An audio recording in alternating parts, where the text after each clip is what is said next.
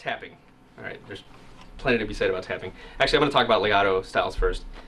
I've been doing this whole time, but you know that Satriani, Alan Holdsworth type of legato playing. It's all hammer-ons. It's all pull-offs. I guess it's like 200% or something, right? But you could do basically anything with that technique. Like, if you want to like copy some sax styles or some piano styles, there's like nothing you can't do with just one hand and with just slurring, you know.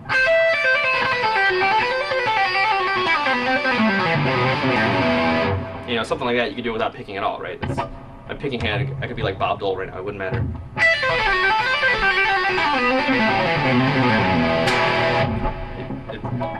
Your left hand can have the strength to do anything you want to do, just a little bit of practice.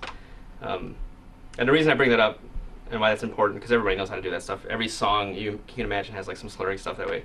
But if you want to tap, one of the things that differentiates tapping, like real tapping to me from like tricks, is like moving around, actually using it as part of a line. So you know, like Van Halen, he's got that 3-note arpeggiated tapping style where it's like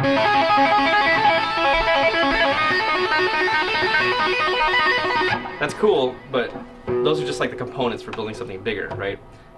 Learning those patterns, those are the building blocks of all of it. So you have to do it. It's cool.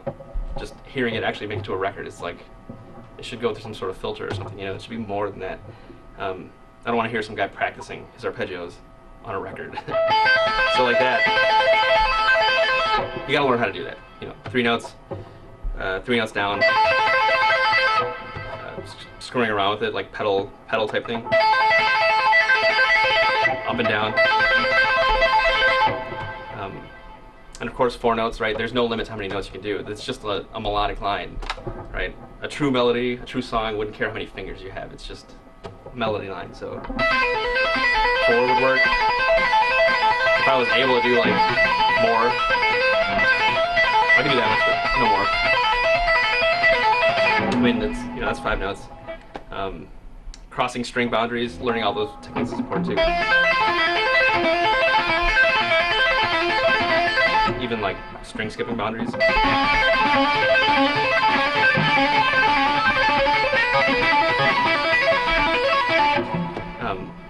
So the thing that ties that together with slurring is that if you know how to slur and you're doing all your typical diatonic patterns, like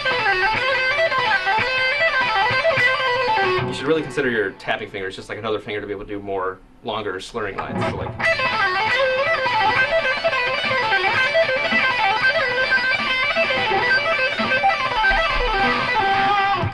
and you know, if you listen to Alan Holdsworth, he doesn't tap at all, and it sounds like he's tapping because he does like 4-note per string and slide crazy shit all the time.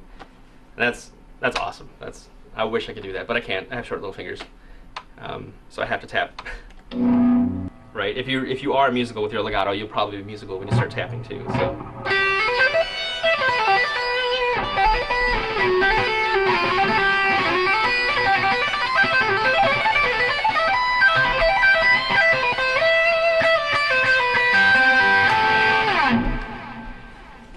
So there's a lot more to tapping. I guess there's so many questions that people have, especially students, and answering them is it's kind of weird. There's a lot of little steps you have to like get past, little hurdles that they don't really want to do. But so like, you know, one thing you'll find is it's easy to tap going down, right? Doing something like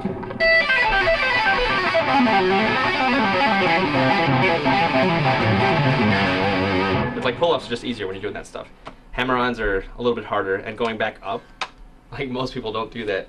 You'll hear Red Beach doing it, which is like the coolest thing about Winger. You know, people talk about Winger being like a cheesy 80s band. I'm like, hell no.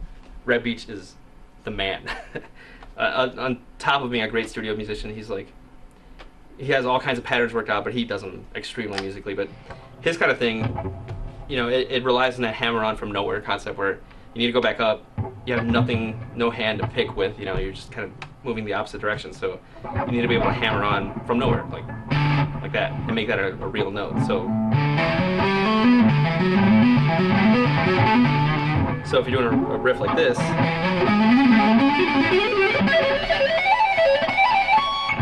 you know, you can only do that if you hammer on from nowhere. If you don't have to worry about like the load on your brain to try to know what your other fingers are doing, just let that one hit the note Don't worry about plucking it or picking it or any of that stuff.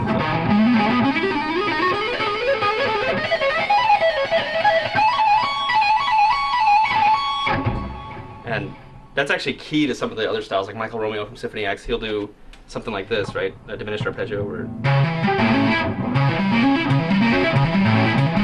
that kind of thing, where Yngwie, right, he would do this. He would do something like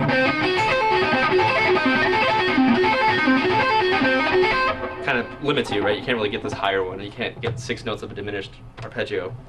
But you can if you tap and you do some string skipping. So if you do that, if you unroll this to be something like, and hammer on from nowhere.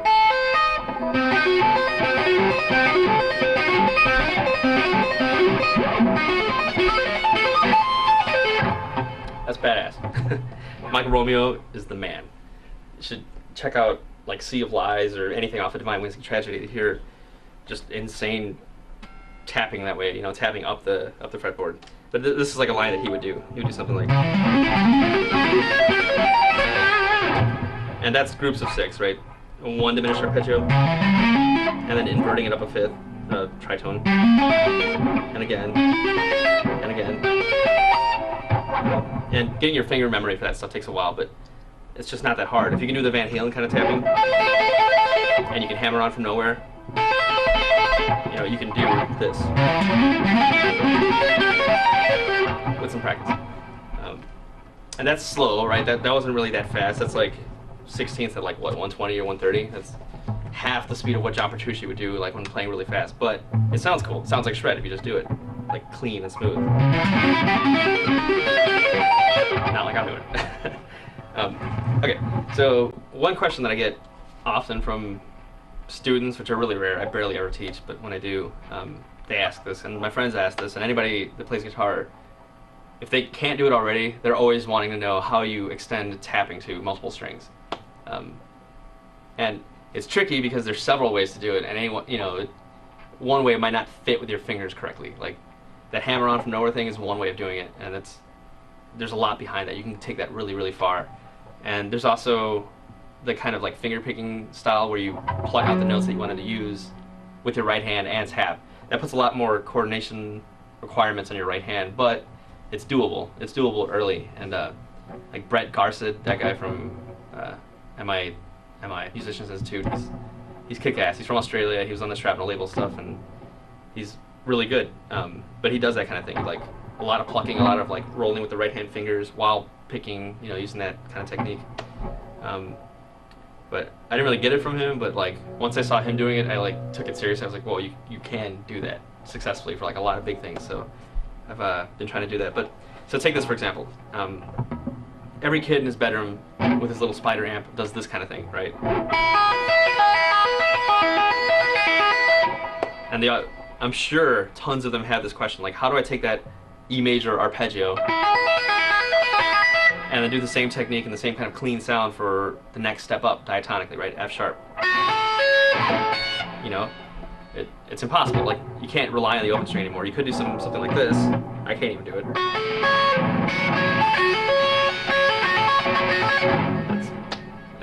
That doesn't work for me at all. So what I do is I take that initial thing and I put the open string right here on the 5th fret on the B string. So you can do something like pluck with your thumb, pluck with your index finger, hammer, tap.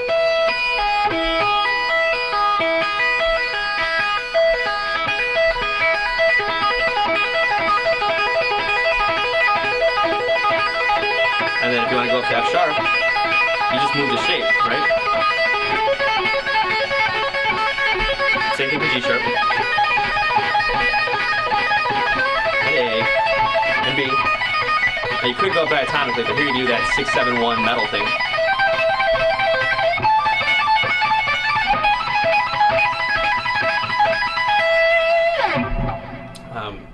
Yeah. So that's how you move around, like using another string, so you can like move a whole arpeggio. Combine that with legato stuff, you can do like major, or just like 7 arpeggios, right? Typical metalheads, they stay away from 7s. They do like these straight triads. Like Jason Becker